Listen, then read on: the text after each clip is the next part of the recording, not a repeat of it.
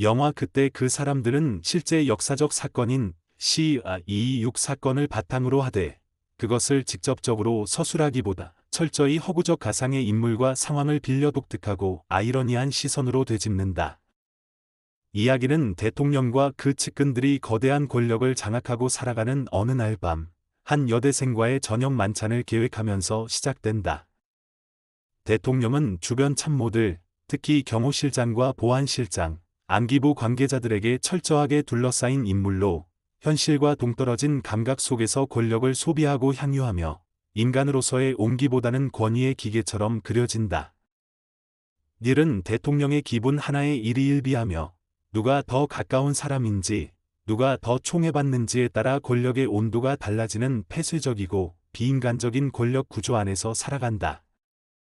그런 와중에 실세로 불리는 인물은 오랫동안 대통령을 지켜봐 온 경호실장이었고 그에 대한 갈등과 불만은 수면 아래서 부글부글 끓고 있었다.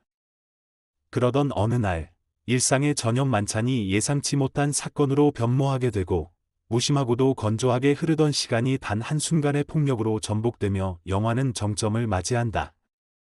이 이야기는 복잡한 음모나 치밀한 반전 없이도 사건 하나로 격동하는 권력의 속성, 인간 군상들의 심리, 조직 내부의 부패와 무력함을 조명한다.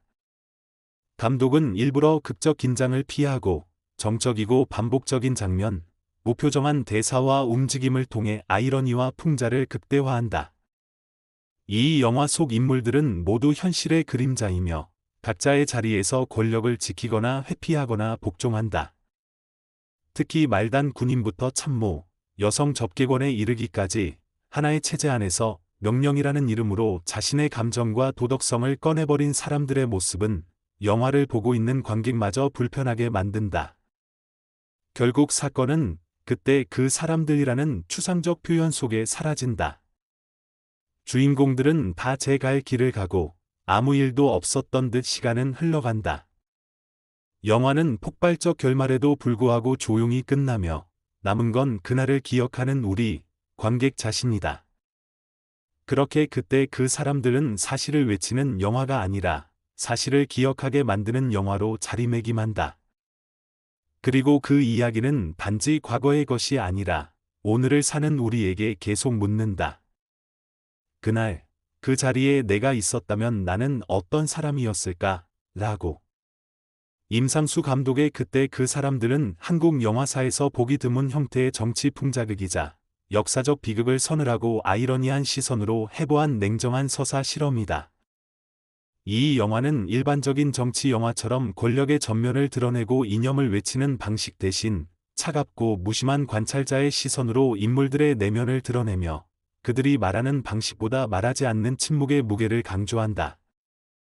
겉으로는 허구라고 말하지만 관객은 그 안에 담긴 명백한 현실의 그림자를 인식할 수밖에 없고 바로 그 점에서 영화는 강력한 울림을 만들어낸다. 작품은 감정을 자극하는 대신 감정을 배제한 형식을 택함으로써 오히려 더욱 깊은 불편함과 충격을 준다. 인물들은 모두 살아있는 듯하면서도 죽어있는 존재들처럼 권력의 언어에 갇힌 기계적 움직임을 반복한다. 특히 경호실장으로 대표되는 중심 인물은 권력의 정점에서 누구보다 가까이 있었지만 그만큼 멀어진 인간의 양심을 상징하는 존재로 묘사된다.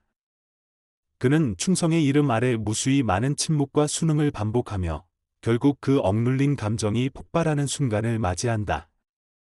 하지만 이 폭발은 정의의 실현도, 혁명도 아니다. 그것은 오히려 무력함과 절망, 그리고 허무가 빚어낸 자기 파괴적 선택에 가깝다. 그리하여 영화는 정치적 폭력보다 더 무서운 인간성의 부재를 말하고 있다. 그때 그 사람들이 특이한 이유는 바로 그 감정 표현의 방식이다. 감독은 등장인물들의 얼굴에서 감정을 제거하고 의도적으로 연기하지 않는 연기를 요구함으로써 관객으로 하여금 스스로 판단하게 만든다. 이는 관람자에게 단지 영화를 보여주는 것이 아니라 영화 안의 세계를 직면하게 하는 체험을 선사한다. 관객은 어느 순간 이 허구의 리얼리티 속에서 자신이 마주하고 있는 것이 현실 그 자체임을 깨닫게 된다. 그때부터 영화는 단지 과거의 고발이 아니라 오늘의 성찰로 넘어간다. 관객은 스스로에게 질문하게 된다. 나는 침묵할 것인가? 순응할 것인가? 외면할 것인가? 라고. 작품은 또한 권력 내부의 밀실 정치와 인간관계를 매우 리얼하게 그려낸다. 누구는 충성으로, 누구는 탐욕으로, 누구는 무지로 권력의 곁에 머물고 어느 누구도 스스로의 선택에 책임지지 않으며 결국엔 비극의 공범이 된다. 이 집단적인 공모와 외면, 그리고 무관심이 만들어낸 비극은 단지 영화 속 이야기로 끝나지 않는다. 그것은 지금도 사회 곳곳에서, 회사의 회의실에서, 가족의 식탁에서조차 반복되는 구조의 그림자이다. 감독 임상수는 이 작품을 통해 기존의 서사 구조, 감정 유도, 영웅 만들기를 모두 거부하고 권력의 허상을 드러내는 극도로 냉정한 미장센을 구현했다. 기승전결보다 반복과 정적, 상징과 침묵을 선택했으며 이는 관객에게 낯설지만 동시에 서서히 파고드는 서늘한 감각을 남긴다. 이 영화는 빠르게 결론에 도달하지 않는다. 오히려 느리고 무표정하게 진행되며 그 무표정함 속에 인간의 도덕과 윤리를 묻는다. 그래서 이 영화는 보는 내내 불편하고 다 본 뒤에도 쉽게 잊히지 않는다. 이는 감독이 택한 문법의 의도이자 관객에게 책임을 돌리는 방식이다. 그때 그 사람들은 누구였는가? 그때 그 사람들 속에 나는 있었는가? 누구를 비판하고 고발하는 영화가 아니라 우리 모두가 스스로를 돌아보게 만드는 거울 같은 작품이라는 점에서 이 영화는 대단히 윤리적이다. 결국 그때 그 사람들은 역사를 기억하는 방식, 권력을 바라보는 시선, 그리고 인간의 무감각함을 깨우는 질문 그 자체로 남는다. 영화는 말한다. 과거의 어떤 날은 아직도 끝나지 않았고, 그때 그 사람들은 아직도 우리 곁에 있으며, 어떤 의미에서는 우리가 바로 그 사람들일 수 있다고. 침묵도 선택이고, 외면도 참여이며, 무관심도 책임이라는 사실을 일깨우며, 이 영화는 조용하지만 거대한 울림을 남긴다. 권력의 비정함과 사적인 감정의 배제. 권력의 정점에 있는 자들은 언제나 국가라는 이름으로 스스로를 정당화하지만 정작 그들의 결정은 감정과 윤리를 철저히 배제한 채 이루어진다. 감독은 영화 내내 비인간적 결정들이 얼마나 무감각하게 이루어지는지를 보여준다. 그건 명령이기 때문에 따랐다는 말로 사람을 희생시키는 일이 정당화되는 현실을 보여주는 장면들이 반복된다. 제도에 순응하는 인간 군상들의 초상. 영화 속 인물들은 스스로 판단하기보다 제도에 자신을 내맡긴다. 닐은 나는 시키는 대로 했을 뿐이라는 말을 반복하며 자신의 책임을 유예한다. 이 구조는 비단 과거 군사정권의 문제만이 아니다. 지금도 많은 조직, 사회, 가족 속에서도 유사한 책임 회피의 문화는 여전하다. 감독은 이를 통렬히 비판한다.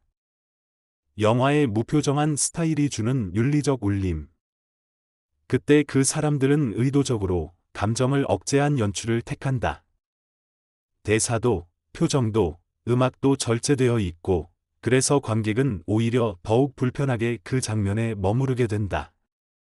감독은 감정을 끌어내는 대신 느끼게 하지 않는 방식으로 관객을 도덕적 질문 앞에 세운다. 이 전략은 영화가 단순한 사건 재현이 아니라 사유의 도구가 되도록 한다. 시대성과 오늘날에 주는 경고. 그때 그 사람들은 단순한 과거 재현이 아니다. 영화가 묻는 질문은 오늘에도 유효하다. 지금 우리가 사는 사회에서도 누군가는 침묵하고, 누군가는 복종하고, 누군가는 모른 척하며 살아간다. 바로 그때, 그 사람들처럼. 그럼 우리는 지금 이때, 이 사람들 속에 어떤 모습으로 존재하는가? 영화는 이 질문을 무겁게 남긴다. 까만 말풍선. 결론적으로 이 작품은 단순히 역사적 사건을 다시 그린 영화가 아니라 윤리적 성찰과 시민적 책임을 일깨우는 시네마적 기념비입니다. 영화적 형식, 주제, 서사 구조 모두가 철저히 의도된 불편함으로 구성되어 있으며